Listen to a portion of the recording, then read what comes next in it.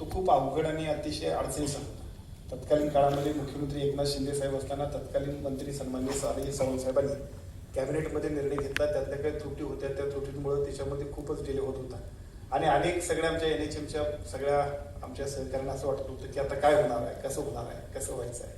परंतु सगळ्यांचा प्रयत्न आणि इच्छाशक्ती असते की काय होऊ शकते त्याचं उत्कृष्ट उदाहरण म्हणून समायोजनाबद्दल आपण चांगला निर्णय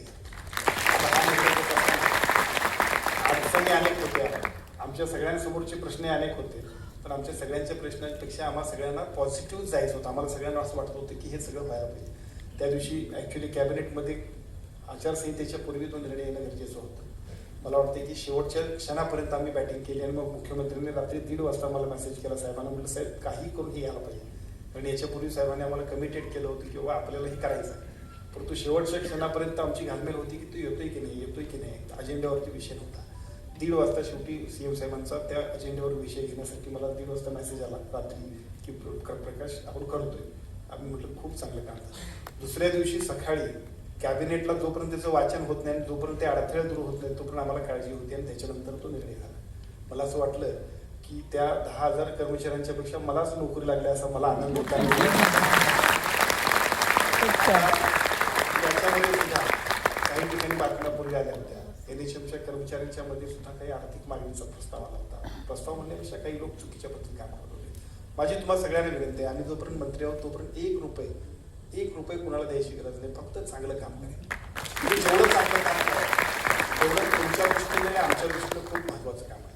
आणि हे करत असताना फक्त माझी अपेक्षा आणि विनंती आपल्या सगळ्यांना अशी आहे की जेवढे आपल्याकडचे सगळे एकूण नियम आहेत, ते नियमांची अगदी चांगल्या पद्धतीने एकूण सगळ्या योजना आहेत त्याची अंमलबजावणी तुम्ही केली तर तुम्ही तुमचं काम नाही तर आमच्या सगळ्यांचं काम खूप चांगलं करणार आहे. विशेषतः ह्या सगळ्या गोष्टींमध्ये मी CS मंडळींना विनंती करू इच्छितो.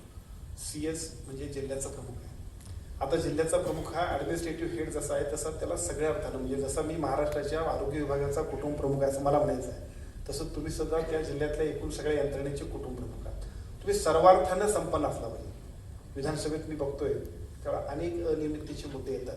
मग त्या टेंडरमध्ये चुकी केल्या असतात, आणखीन काही चुकी केल्या असतात. मी आमच्या दोन्ही डायरेक्टर मंडळींना म्हटलं की त्यांना ट्रेनिंग दिले का नाही, तुम्ही ट्रेनिंग तुमचं झालंय की नाही. फायनान्शियल ट्रेनिंग हे महत्त्वाचं आहे, ॲडमिनिस्ट्रेटिव्ह ट्रेनिंग महत्त्वाचं आहे. तुम्ही सगळ्यांनी प्रत्येक गोष्टींबरोबर कशा पद्धतीने डायलॉग करायला पाहिजे, कशा पद्धतीने जायला पाहिजे. तुम्ही ॲक्च्युली क्लिनिकल जॉबचे लोक आहात. क्लिनिकल जॉबच्या लोकांनी जेव्हा ॲडमिनिस्ट्रेटिव्ह पार्टमध्ये तुम्ही येतात तेव्हा साहजिकच तुम्ही ॲडमिनिस्ट्रेटिव्ह ट्रेनिंग घेतलं पाहिजे, समजून घेतलं पाहिजे. अनियमितता होऊ नये यासाठी कुणावरती अवलंबून राहण्यापेक्षा सुद्धा योग्य पद्धतीची माहिती आणि मार्गदर्शन घेऊन गेलं पाहिजे.